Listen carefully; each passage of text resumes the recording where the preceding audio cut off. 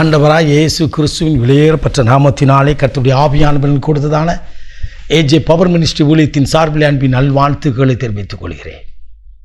எனக்கு அருமையானவர்களே, இன்றைக்கும் கர்த்தர் கொடுத்த வார்த்தையை நாம் தியானிக்கப் போகிறோம். கனம் பண்ணுவேன். கனம் பண்ணுகிற தேவன். 1 சாமுவேல் புத்தகம் 2ஆம் அதிகாரம் 30வது இறைவார்த்தை விதமாய் சொல்கிறது.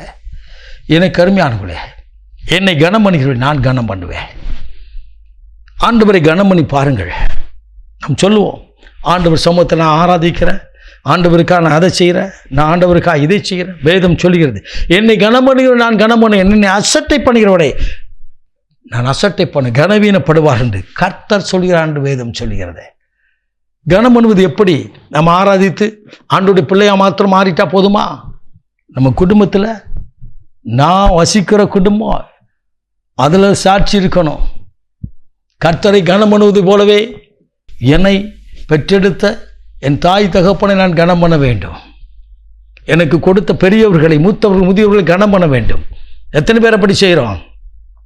தேவாலயத்துக்கு வந்தால் அப்படி ஆராதிக்கிறோம். ஆராதிக்கும் போது அப்படித்தான் ஐயா, பரலோகமே திறந்து இறங்கி வந்தது போல் ஒரு உணர்வோடு நம்ம ஆராதிக்கிறோம். ஆவியில் ஆராதிக்கிறோம், வீட்டிலே மாமிசத்தில் வெளிப்படுகிறோம். கொஞ்சம் யோசித்து பாருங்கள். பெற்றெடுத்து வளர்த்து ஆளாக்கி நம்ம குடும்பமாக்கி வைத்த தாய் தகப்பனை கைவிட்டு விடுகிறோம். வேதம் சொல்கிறது, தாயும் தகப்பனையும் கனமன் என்று சொல்லி எபேசியருக்கு எழுதிய புத்தகம் 6ஆம் அதிகாரம் 2வது திருவசனத்தை வாசிக்கிறோம். தாயும் தகப்பனை மதிப்பதில்லை. இன்றைக்கு இன்டர்நெட் உலகம், இன்ற நாட்களில் என்ன சொல்கிறோம்? இவங்களுக்கெல்லாம் ஒன்றும் தெரியாது. இவங்களுக்கெல்லாம் என்ன தெரியும்? அவங்களுக்கு ஒன்றுமே தெரியாது. ஒன்று தெரியும், ஆண்டவர் கொடுத்த பிள்ளையை உருப்படியாக வளர்த்து உன்னையும் என்னையும் ஆளாக்கி வைத்திருக்கிறார்கள், குடும்பமாக்கி வைத்திருக்கிறார்கள். எத்தனையோ இரவுகள், எத்தனையோ பகல்கள், இரவிலும் பகலிலும் கண் விழித்து உன்னையும் என்னையும் பாதுகாத்து வந்திருக்கிறார்கள். ஆண்டவருக்கு கூட சில வேளையில் கொடுக்க வேண்டிய கணத்தை கொடுக்கறதில்ல. இந்த ஞாயிற்றுக்கிழமை வந்தால் அடுத்த ஞாயிற்றுக்கிழமை தான் வருது. அப்புறம் தான் பைபிளை தூக்கிட்டு ஆண்டவர் சமூகத்துக்கு வந்துருக்குது. வந்தால் நீதிமான் போல் இருக்கிறது. மற்ற 6 நாட்கள் நாம் எப்படி இருக்கிறோம்? ஆண்டவரை கனம் பண்ணிக்கிறோமா? ஆண்டவர் சமூகத்தை நிற்கணுமா? ஒரு ஆலயம் கட்ட வேண்டும், ஒரு இடம் வாங்க வேண்டும், ஒரு காரியத்துக்கு கொடுக்க வேண்டும், அதுக்கு கொடுக்கறதுக்கு ஆயத்தமாக இருக்கிறோம். நான் ஒரு ஆலயத்துக்கு கடந்து போயிருந்தேன். நான் பார்த்தேன், ஜெபம் பண்ணிட்டு ஃபேன் போடுறதுக்காக போட்டுட்டு மேலே பார்க்க, அந்த ஃபேனில் 3 இதழில் ஒரு இதழில் அவர் பேர் எழுதியிருக்கிறார், ஆபிரகாம் என்று சொல்லி. அந்த ஃபேனே பழைய ஃபேன் ஆயிடுச்சு. எந்த வருஷத்தில் வாங்கி போட்டாரோ தெரியாது. ஆனால் நல்லா கவனிங்க, ஆனால் அந்த பேர் எழுச்சியில் ஸ்டிக்கர் அழியாதபடி இருக்கிறத. கொடுக்கறதெல்லாம் என் பேர் வரணும்னு கொடுக்கும். என் தாயின் தகப்பனை கனம் பண்ணிக்கிறோமா? அவளுக்கு கொடுக்கிற மரியாதை கொடுக்கிறோமா? இன்றைக்கு அப்படி கொடுத்திருந்தால், ரட்சிக்கப்பட்ட ஜனமே அப்படி கொடுத்திருந்தால், இன்றைக்கு முதியோர் இல்லத்தில் அப்படி கதறி இருக்க மாட்டார்கள். பெரியவர்கள், மூத்தவர்கள், முதியவர்கள்.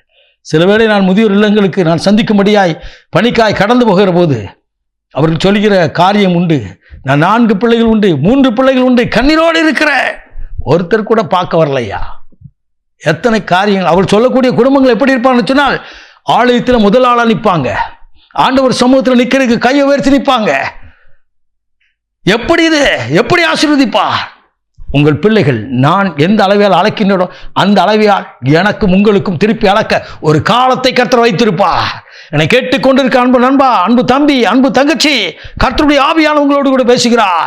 கர்த்தரை கனம் பண்ணுவது போலவே கர்த்தர் கொடுத்த தாய் தகப்பனை, மூத்தவர்கள், முதியவர்களை கனம் பண்ணுங்கள். கர்த்தர் உங்களை அளவில்லாமல் ஆசீர்வதிப்பார். ஆம், எனக்கு அருமையானவர்களே, நீங்கள் எந்த அளவியால் அழைக்கின்றீர்களோ அதே அளவியால் அல்ல, அமுக்கி குலுக்கி அந்த அளவை தான். ஆனால் அழைக்கும் விதம் வேறு. மற்றவங்களை சொல்லி பாருங்க.